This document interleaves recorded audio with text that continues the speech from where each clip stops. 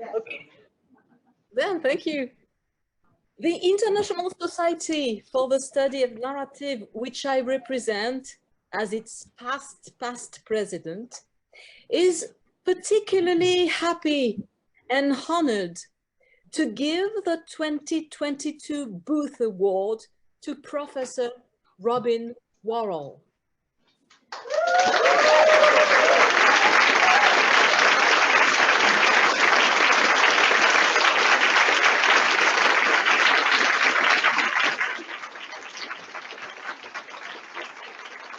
Robyn Warhol is Arts and Humanities Distinguished Professor of English at the Ohio State University.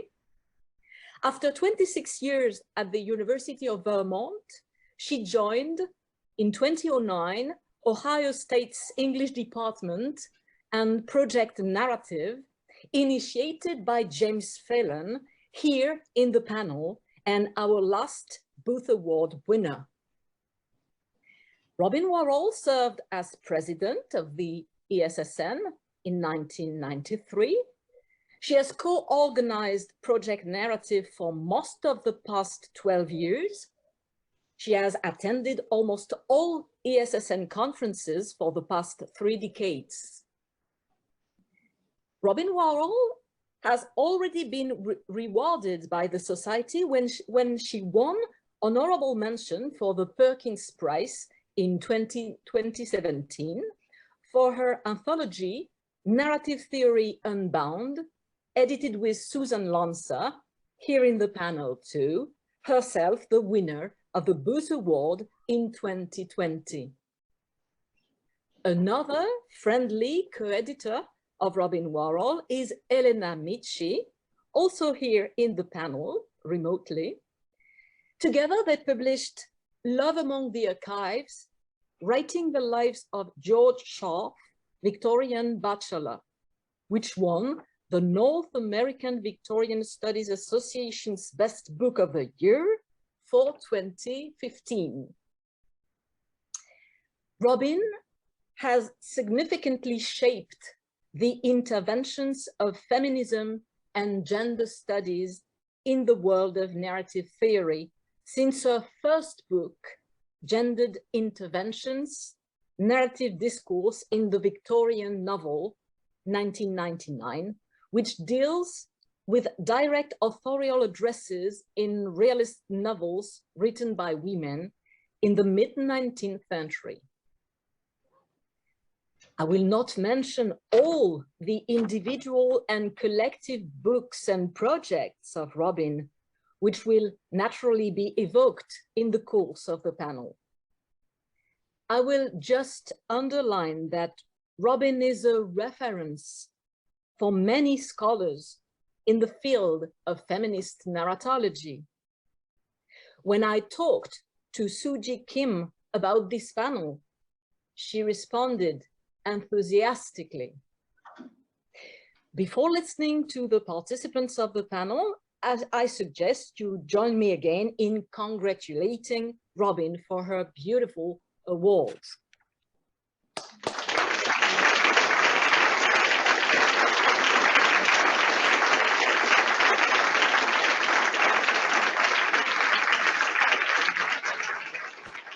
And before introducing the participants, I would like to quote a word from André Gide in the Journal des Faux-monnayeurs, Journal of the Counterfeiters.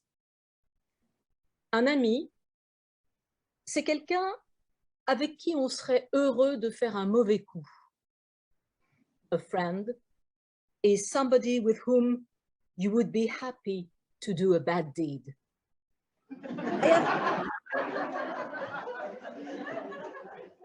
I have no doubt that everyone in this panel would be happy to do a bad deed with Robyn if they have not already done so. Our first speaker is Suji Kim, and her paper is titled Robyn Warhol, Narrative Theory Unbound.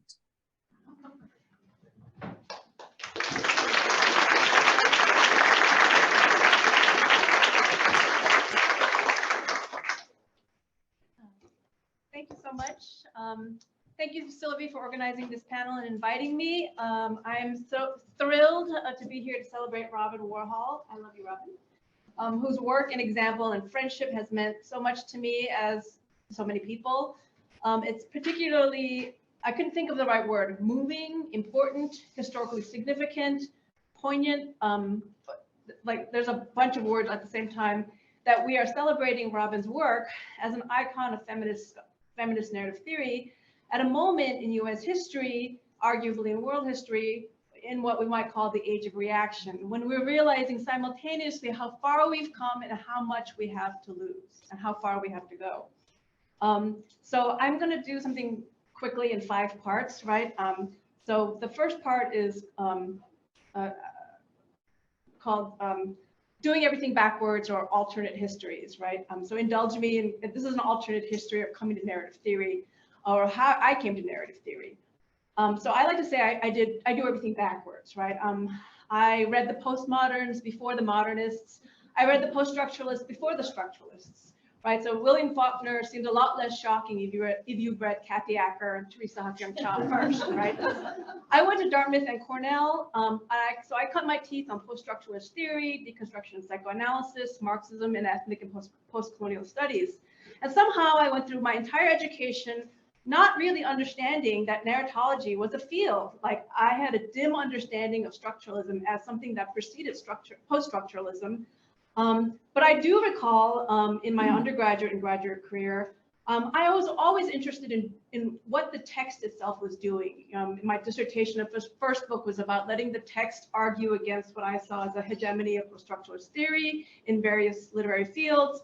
And I remember wishing, particularly as an undergraduate, if only there were ways to talk in more detail about how a text itself works beyond aporia or the other or theme and content, right? If you could only get into the meat of like how how techniques of a text works. So part 2, what I call the White Hills of Vermont. So when I was a brand new assistant professor at the University of Alabama at Birmingham, I saw a call for papers for the Narrative Conference in Vermont in 2004, which Robyn Warhol organized.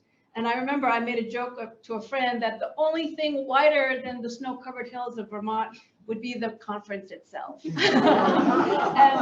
I wasn't wrong. But I remember going to the conference and being like, what is this thing that you call narrative theory? It seems very useful, right? And so, yes, no, really, I mean, I went to, so I remember coming back and reading Jeanette Todorov, Booth. I was like, this is fascinating, right? This is very, very useful, right?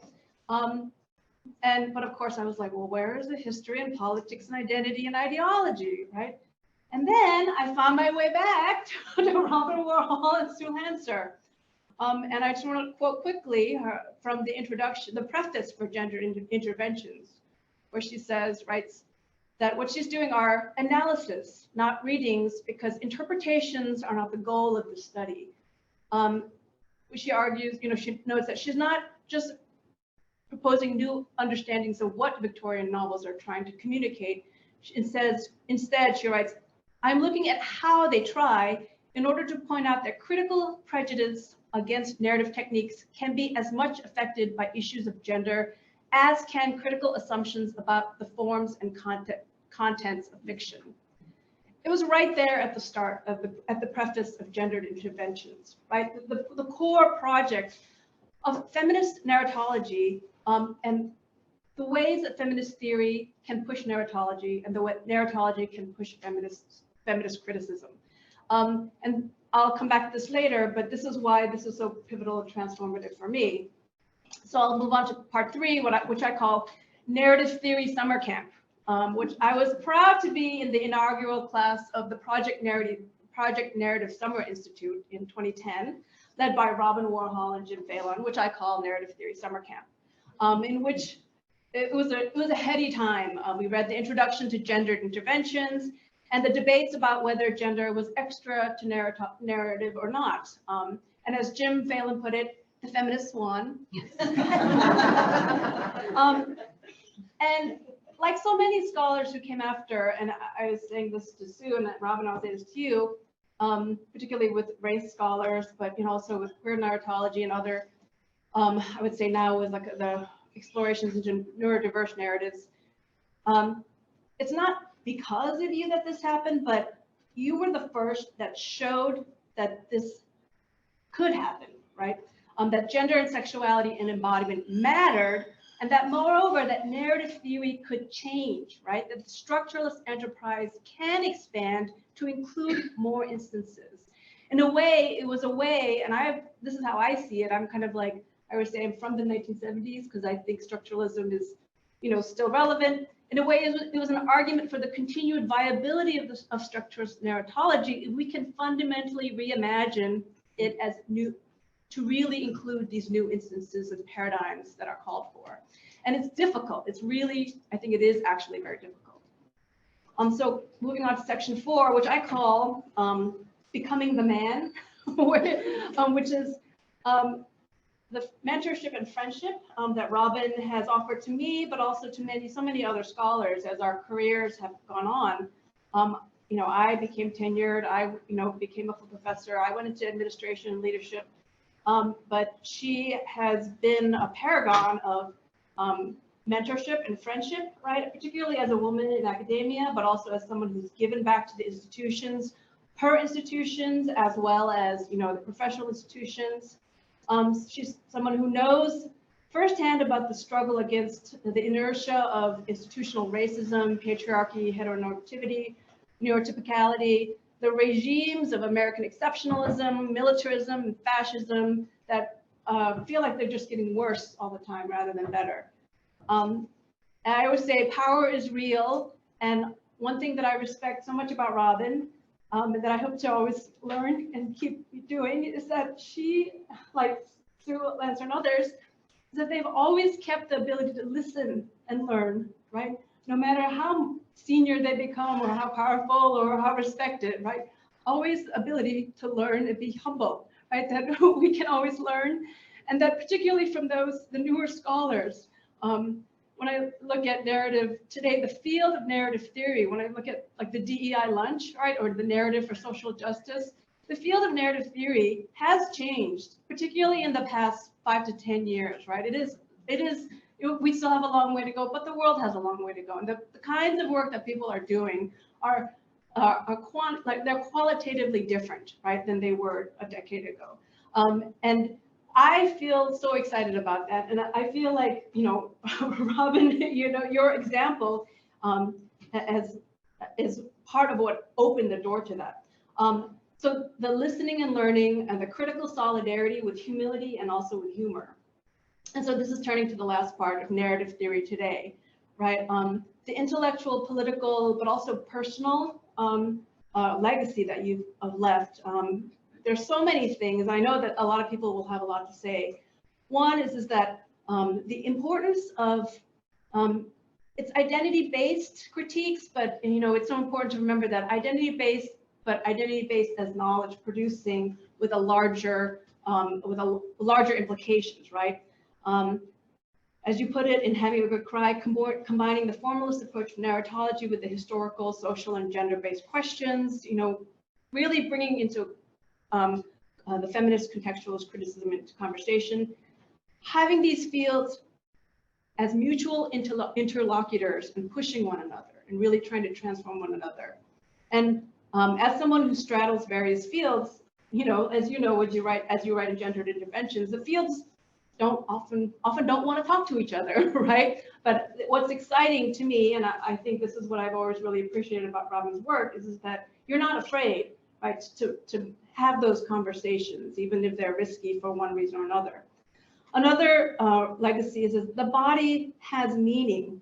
I think one of the most important things about Having a Good Cry, the book, is that it's about the ways narratives mark bodies beyond psychoanalysis, which was kind of the dominant ways of reading bodies at the time. And as you write in the introduction, when I say that each of the genres that you're talking about, the genres of various the effeminate narratives in that text, but is a technology for writing gender on and through our bodies. I'm thinking of the enculturated body quite literally as a text in process. I think taking seriously the body as having meaning And I feel like this has more resonance today than ever, when literally our bodies are not safe, right? When our bodies are literally are threatened, right? So in so many different ways. So I really appreciate that. And again, listening and learning from others. So thank you so much, Robyn.